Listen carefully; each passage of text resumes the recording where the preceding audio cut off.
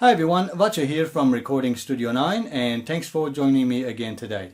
Tracktion just recently released their Tracktion T6 DAW all for free. Tracktion T6 is a full-fledged DAW that supports unlimited audio, MIDI, VST instruments and VST plugins that you can download, install and use all for free. I will have a link below in case you would like to go visit their website tracktion.com. Create a free account, download your own copy of Tracktion T6 because Tracktion T6 has something that you might be interested in if you have outboard gear you like to use in your mix or in your recording. Part of Tracktion T6 included plugins. There is a plugin called Insert. This special plugin, which is called Insert, allows you to send your track's audio signal out into your audio interface, fed into an outboard gear like compressor or an EQ, and the output of that processor fed back into your audio interface and back into the chain of your track. So instead of using a VST plug-in like compressor and EQ, you are able to use hardware compressors, delays, reverbs and everything else that you think of in your track. So to take advantage of this plugin, I'm going to demonstrate how I'm going to use my audio interface connected to an outboard compressor, and then I'm going to put the plugin on my main bus of my song so that I can have an overall bus compression on my main bus, but this time instead of a plugin, it's actually going to be an outboard gear. The outboard gear that I'm going to demonstrate today, though not limited to these, you can use any audio interface and you can use any outboard gear. The ones I'm going to use is the Behringer's Firepower FCA1616, which is an 8 input and 8 output audio interface, and I'm going to use my Phonic 2-channel compressor. Now one thing I need to mention is that if you want to use the Insert plugin in Tracktion T6 and you want to use outboard gear, you need an audio interface that supports at least 4 outputs and hopefully 4 inputs as well. If you don't have an audio interface that supports 4 outputs, individual outputs, then you won't be able to use the plugin effectively. The reason is that you need at least 2 outputs as your main output that you connect your speakers to, and you would want to use the other 2 outputs, individual outputs, to connect your outboard gear into and then feed it back to the audio interface. So let me show you how I'm going to connect my audio interface into my compressor using patch leads. You will require patch leads, preferably TRS balanced ones, so that way minimize any noise. I'm going to use one of my patch leads to connect output 8 of my audio interface and feeding it into the input of my compressor, and I'm going to use output 7 as my left connection output into the input 2 of my compressor. So now I have 7 going to the input on one side and the 8 going to the input on the other side. This compressor has 2 individual channels, but they will be linked as stereo pair. And then I'm going to use my green wire to use the output of 8 and feed that into the input 8 of my audio interface, and then the output of my left channel will go input 7 or left on my audio interface. So the signal chain will be outputs 7 and 8 as left and right will go to right and left inputs as indicated by the red and the blue patch leads, and the output of my right one, which is the green, is going to input 8 or right, and then the output 2, which is the left one, the blue, the white wire, is going to input 7. My audio interface automatically is configured 7 to be left and 8 to be right, both for inputs and outputs. So if your audio interface is slightly different, then you can follow the same example. My connection is done. I have actually set my compressor settings into default settings with no one-to-one ratio, no compression, and everything at unity, so that I can start working with it as the music starts playing. And I have selected this compressor as to be stereo linked. So all I need to do is play around with this side of the settings, and that automatically affects the other channel as well, without being able to go into doing individually. The Behringer Firepower FCA 1616, the line inputs 5, 6, 7 and 8, they don't have any volume control. So whatever the output of my compressor, will be fed directly into the audio interface, and I don't have any control of it. So I need to watch out, making sure that my inputs and outputs do not clip as indicated by the LEDs. And in your case, if you are using a different audio interface and you have volume controls for its inputs, then you adjust them to unity or 0, and if not, you can slowly increase the volume so you don't clip the signal. It is important that we don't clip the signal coming back into the audio interface or going out of the audio interface. Okay, now that we've got the hardware all sorted out, let's concentrate on the software, Tracktion T6, and I'm going to show you on screen how I actually set up, insert, and we'll be able to look at it and watch it and see how it works. I have my Tracktion T6 open. As you can see, I quite happily opened my previous Tracktion T5 projects. The first thing we need to do for this setup is go into our settings, because we want to be able to set up our audio interface the way we want it to work. In my case, I'm using the FCA 1616 USB ASIO driver, and the FCA 1616 by default outputs 1 and 2 are combined as stereo, 3 and 4 also combined as stereo, 5, 6, 7 and 8 are individual outputs, though you can combine them, and we probably need to combine them to stereo output as well. And for the inputs, we have mic 1, 2, 3 and 4, and then stereo line inputs 5 and 6, 7 and 8, as you can see, already combined. If for whatever reason you don't see your inputs here, it might be because you've selected only show enabled devices. So if I uncheck that, as you can see, now I've got few inputs and outputs which are disabled, and they're disabled because they are the ADAT inputs and outputs, and I don't really need them at this stage because I've got no ADAT device connected. But in my case, I don't have it, so I'll just out of the way. Because I want to do a stereo bus compression and not an individual track, which may be mono, so in my case I need stereo. So what I need to do is combine the 7 and 8 as a stereo pair, just like I have my input 7 and 8 as a stereo pair. To do that, it's quite easy. We clicked on the 7, and down here we say treat as a stereo channel pair. We reset the device, and now we have 7 and 8 as a stereo pair. We could do the same thing to 5 and 6 as well if we need to, but in this case I'm just going to leave it as is. So let's open up my project. It's called Love Break. This is just a quick demo project, and in this demo I'm using several MIDI tracks. There's no audio here, and what we're looking at, my Ample Guitar 2 Lite. So I've got a couple of them, my Ample Bass, then I have Power Drum Kit, violins, chamber orchestra. Anyway, so there's no audio, it's just the MIDI tracks with virtual instruments. So let's have a quick listen what it sounds like as it is. What we're going to hear at the moment is a direct output from the audio interface, and we still have not set up any of our insert plugin yet, just so that we can have an idea of what it sounds like as is.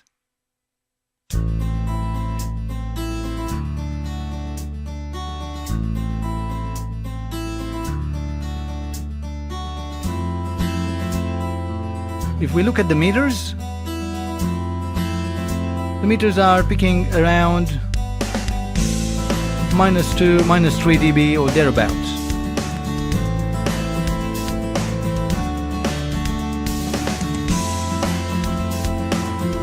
Plenty headroom.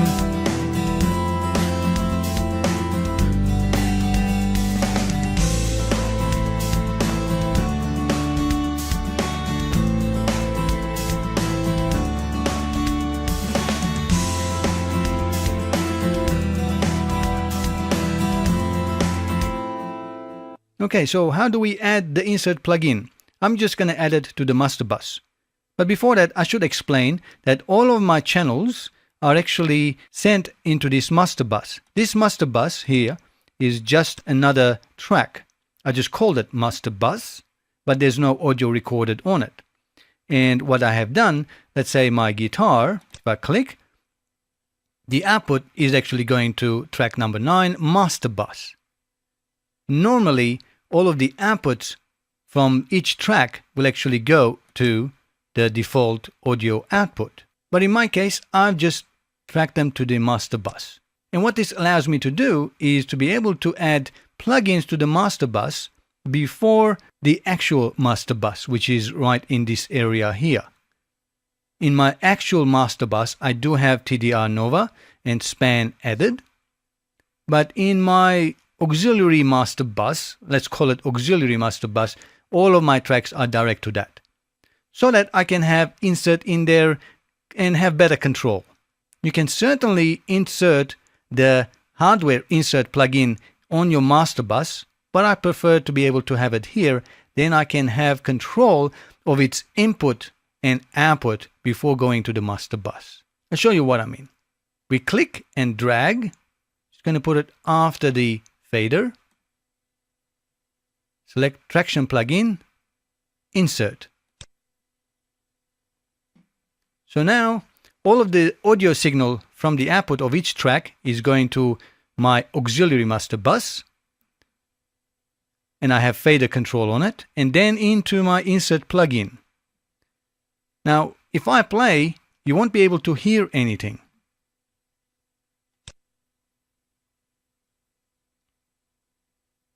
As you can hear, there's nothing there. That's only because I have not set up my insert plugin. To set it up, we need to set the send device and return device. So we're going to select our send device, which is our output, and we're going to select line output 7 and 8, and that's what we use the patch cables for on our audio interface, between our audio interface and the compressor. And then as return, again, we use 7 and 8 as line inputs. This is line 7 and 8. You can't see the 8, but trust me, there's an 8 there. Okay, so now our signal from our auxiliary master bus is going out to line output 7 and 8, and then expects a return from line input 7 and 8. The next thing we need to do is work out the latency. Obviously, there's going to be some latency between Tracktion T6, my PC, to my FCA 1616 audio interface, and the compressor, and then back again. So while we have our compressor in bypass mode, we click Auto Detect. And here we can run the test. It'll be a small burst of white noise, which will determine how long it took that noise to go around in the loop, and that will be our result. So let's run it. So Tracktion T6 determined that there is 21.2909 milliseconds of latency. So we'll just apply that, and it appears right at the bottom here. Now we are ready to go. So if I play now, we should be able to hear, because the audio signal from our bus is going out, being returned, and onto our master bus. So let's have a listen. As we can see now, there is a signal on our compressor coming and going, as well as our LED signal indicator on our audio interface. We still have the compressor in bypass mode.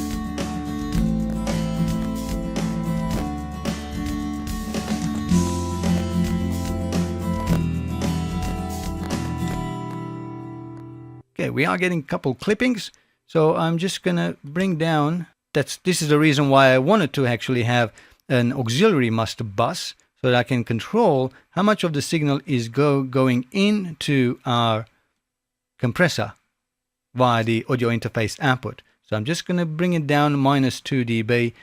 I might actually bring it down a bit further on if I see that it's actually the signal is clipping out of our audio interface. Of course, we could have another volume fader after the insert plugin as well. Since we can actually control the output of the compressor, I didn't need to, but you can certainly do that if you don't have physical volume output control on your gear. So let's add some compression. So while the music is playing and looping, I'm just going to fiddle with the knobs, and to get, I'll start with the 2:1 compression ratio and then increase it up to 4 maybe, and then see if I can get up to -6 dB of gain reduction, making sure at the same time that the levels are all correct. Again, to get a smooth compression, I have it on fast attack and slow release, similar, reasonably slow release up to 2-second release time. Compression is on.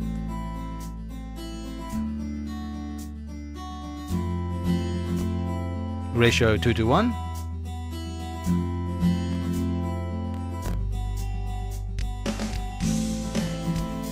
Just use the threshold.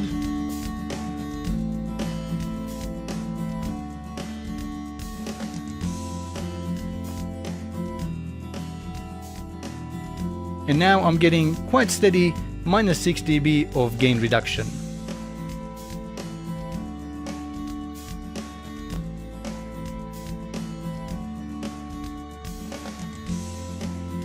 Let's give it some gain.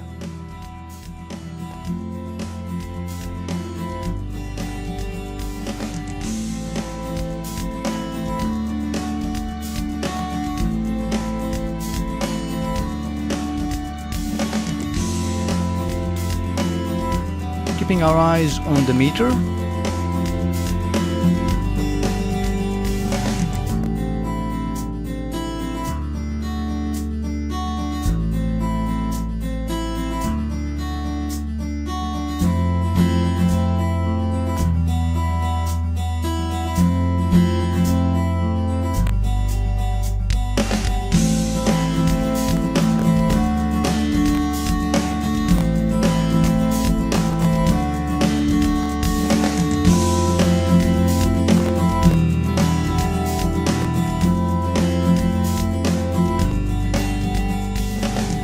Reducing some of the gain, output gain back again.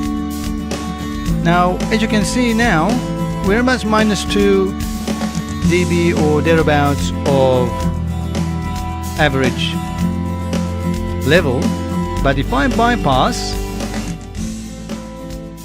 you can see it's still -2 and -3 dB.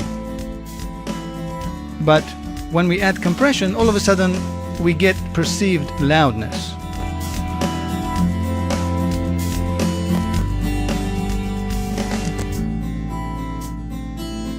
Compression off. -7 dB or thereabouts. Again, -6 dB. But we get that perceived loudness. That's what compression does. We're getting a little bit of clipping, so I'm just going to turn it down a little bit.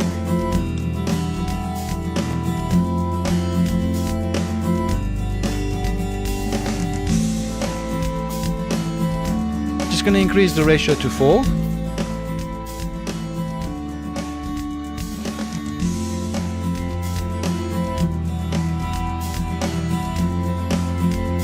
Adjusting the threshold so we can get -6 dB gain reduction.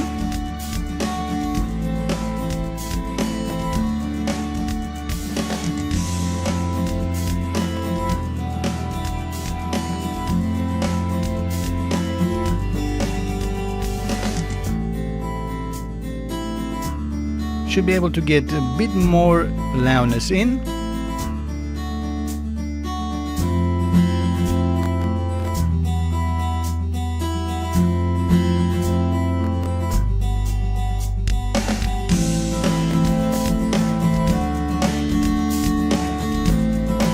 Bypass.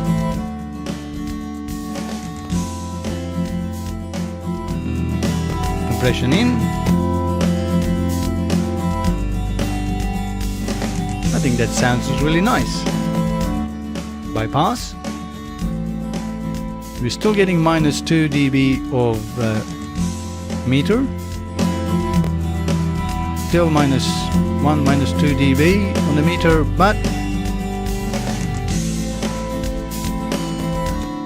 we still get that perceived loudness.